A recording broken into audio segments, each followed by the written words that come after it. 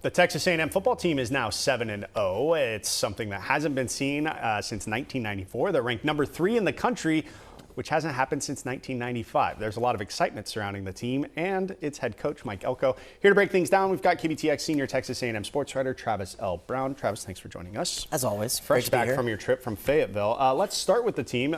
You also just got back from Mike Elko's press conference. No rest for the weary. Team is 7-0. They've got a tough road game this weekend against LSU. What's the impression that you got from the head coach about where the team is right now? I think that they have continued to live that mantra of finish throughout the season where, last season they started off with a great start, but things kind of deteriorated at the end of the year so many times that there was drives that didn't finish with a touchdown. Mike Elko has emphasized that their kind of mantra, their thing they're talking through is finish, and they've been able to do that. Now, the problem is, or the other side of that is, that there has been parts of A&M's game just about each week that hasn't necessarily been great. This past week, it was defense, especially run defense. It's something that they've emphasized a lot, and I think it is going to be at the forefront of A&M defense's mind. There wasn't any defensive players of the week this week because he didn't think anybody was deserving. So feeding into that rallying cry this week for LSU. Mike Elko, defensive guy, obviously. His name is now being linked to the job opening out at Penn State. Now, he's from that area, went to school at Penn. He was asked about his name being thrown around today.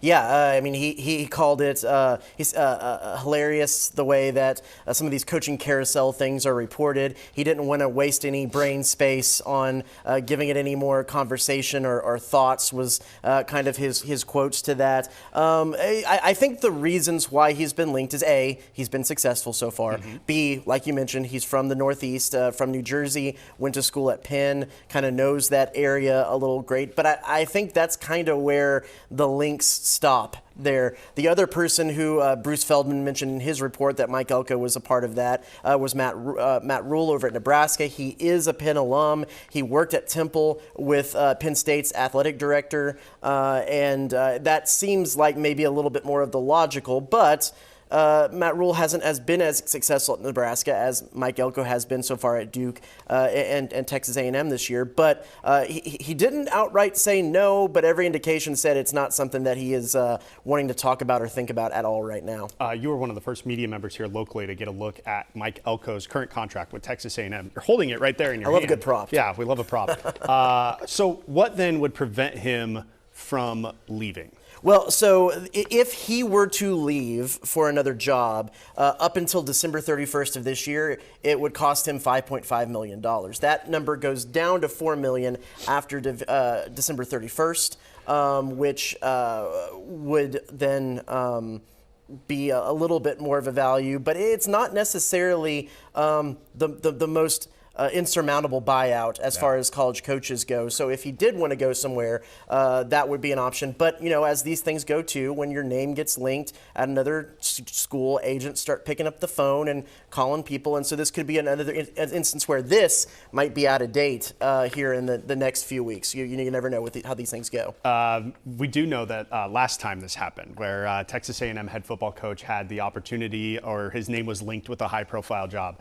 He got a pretty substantial contract. He did. But of course, it was Jimbo back a couple years back. That didn't really work out. Now, it's completely different in terms of the athletic director. The school president is different now. There's even a new chancellor at the Texas A&M University system. So what are some of the knowns and unknowns that about this, what could be a new contract for Mike Elko or not? Well, the interesting thing about this contract right here that's current is this was one of the first that had clauses in it that said if the financial model of college athletics changes drastically, they could come back to the table and renegotiate this. Now, that never happened. I mean, there was changes, but it wasn't anything that they weren't expecting, so this is held true. But when you talk about when that happened with Jimbo Fisher, even when Mike Elko was hired, the realities of college athletics where you're revenue sharing with players, where NIL has become what it is, these financial realities weren't necessarily a part of all of that discussion.